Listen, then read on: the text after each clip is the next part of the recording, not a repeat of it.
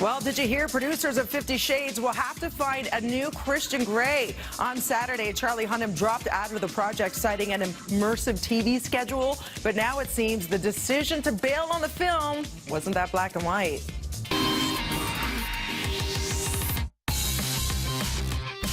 The official statement says Charlie Hunnam pulled out because he didn't have adequate time to prep for the racy role. But according to reports, he's actually just struggling with his newfound fame.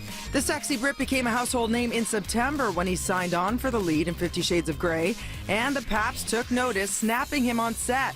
Looks like it didn't sit well with the Sons of Anarchy star, who up until now maintained a pretty low profile. Reports claim Hunnam wasn't ready to have Robert Pattinson-level fame, which would come with the gig. Production was set to start November 5th and may still if they can get their new man in time. No word yet on who's back in the running for the role, but time's the ticket. All right, well, fans of Jon Bon Jovi know that he tied the knot to his high school sweetheart back in 1989 at a little place called the Graceland Chapel in Las Vegas. But he made his triumphant return over the weekend, taking another walk down that same aisle.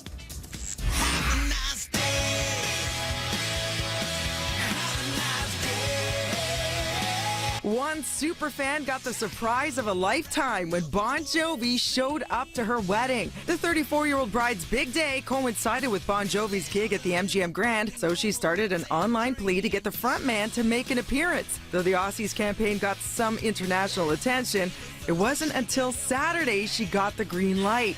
The singer walked the lucky fan down the aisle and wished her well after the Vegas ceremony, both in person and online. Kate Winslet showed off her growing baby bump at the London premiere of Labor Day. How fitting. Vogue's November cover girl looked radiant in red, telling reporters she's not quite ready to pop. It's fine actually. I mean, you know, it's still got a bit to go, so yeah, I'm not quite waddling. Just don't let me sneeze, because I might wet myself at the same time. Meanwhile, the expectant mom has managed to stay away from pickles dipped in ice cream. At the moment, I seem to be wanting orange juice a lot. I don't quite know why that is, but no, nothing particularly strange, I'm afraid. I wish I could tell you that I had some weird craving. Continuing to live the sober life Zac Efron took in a movie with his old flame Lily Collins. The pair were snapped outside a theater in Hollywood over the weekend, leaving us to wonder if Efron's friend-zoned or if they've actually rekindled their 2012 romance. And there you have it. Yeah, Bon Jovi gives love a good name. I had to. So now that Charlie Hunnam's dropped out of 50 Shades of Grey, we want to know who you think should play the lead. Have your say. Tweet us at NCity. I'll stop singing.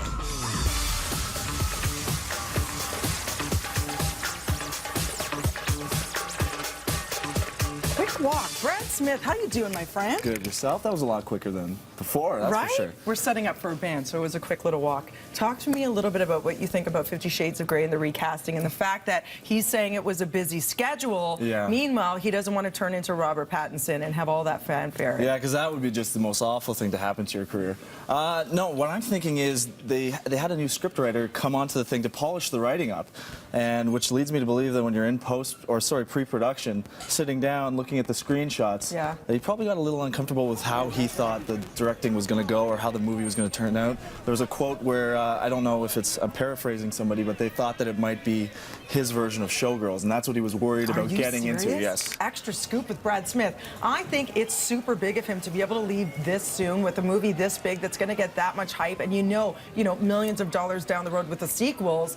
He is doing so well. He is so successful in Sons of Anarchy. He doesn't need this. I think he doesn't want to turn into Rob Pattinson. He doesn't want. Have you actually read the actual book? I haven't. Have you? I read a couple pages, which were, you couldn't even put three sentences together without saying something that was like really awkward, right? Right. So what I'm figuring is, there's a lot of books that go to film, and most notably with like Nicholas Sparks, but none of those really ever transpire except for The Notebook. So I mean, it's a really hard transition to take a book that's so beloved, and in this case, kind of addicting. Okay, speaking of Sparks, Anastasia Steele, the reason why they were both cast is because they said there was some serious chemistry, which you need to sell the heat. So Who do you think would be best, I mean, for the role? This is tough to say. I guess it's whoever has chemistry with her for the screen test. Right, I think like Charlie, he was kind of, not an unknown, but kind of building his career. So I think you have to go that way again, which was take somebody who might not be in the limelight and build them up, because I think it's just such a risky role for a big star to play. Okay, now let's talk about this. Kim Kardashian, I know people love to hate her, but there are those new pictures that are out showing her svelte new figure. She has dropped something like 25 pounds, and the reason is the Atkins diet. Right.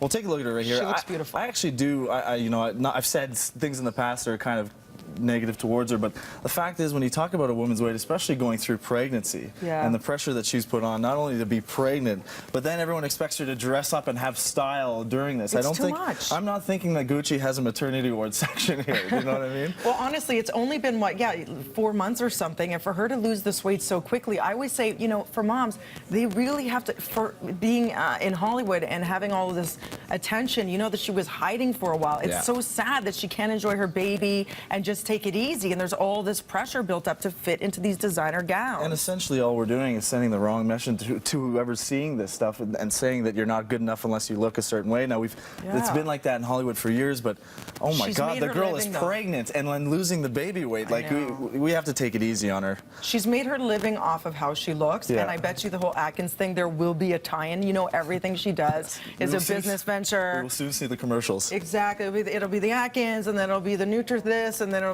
be different layers of how to cash in, but that's how she's made her living. You and I go on the McDonald's diet. It's so true. It's going to take me more than 4 months to work off my turkey. Seriously, how did she do that so fast? For more information, at Brad C. Smith on Twitter as well. Make sure you catch him every single day. Your World This Week on Rogers Channel 1. Right now, over to Tammy, who's holding it down for Kevin Franco. She's in Washington, D.C. Mr. Francis goes to Washington.